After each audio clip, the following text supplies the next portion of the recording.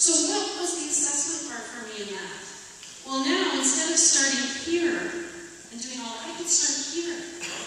And by knowing that I could start here, I didn't have to deal with all the behaviors and stuff that come out when I start too slow. So there's real power in this idea of ongoing assessment and understanding where students are. Damien Cooper, a Canadian actually from Ontario, has written a fair bit on assessment, talked about assessment in his books. And he talks about it having two main functions. One of those is to inform instruction. If I do assessment and I know where the kids are at coming into this unit, how does that impact how I teach? And the second, and equally important, particularly as we work on these report cards, is about communicating where students are with their achievement.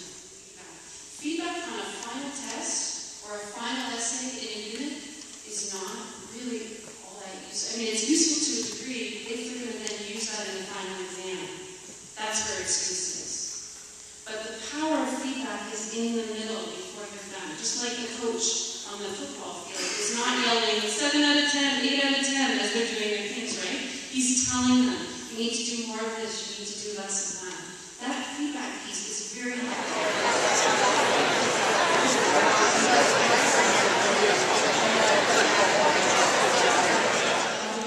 A-level example, but also a B and perhaps even a C-level example. Because when you go to articulate to students why they didn't get an A, it would be nice for them to see and understand those other levels as well.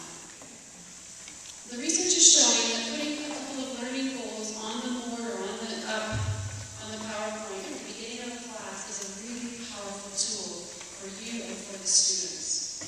What are the two things you're hoping your students will learn in this class today? Telling them that up front prepares their brains. Telling them that up front keeps you accountable. Okay. KWL stands for, as you're beginning something, what do you know already about the subject? You make it in charts. What do you want to know? And then when you're finished, you write, what have we learned?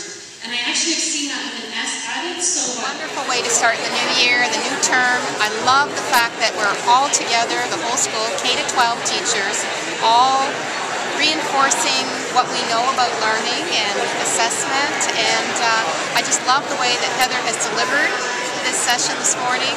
She has a sense of humor, she's a lot of fun, and she's been able to model the kinds of strategies that we want to see teachers using in the classroom. So I give this, in terms of assessment, an A+. The teachers are working on juggling as a way of remembering what it's like to be a learner. It's a skill that many of them don't have, so they have to go back to square one and think about who they are as a learner. And then they'll apply that knowledge when we start to talk about students and classrooms and how they can help their students.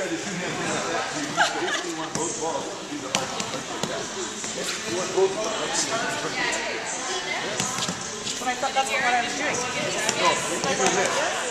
No, you're not handing over. Good look. I can choreograph a juggling dance.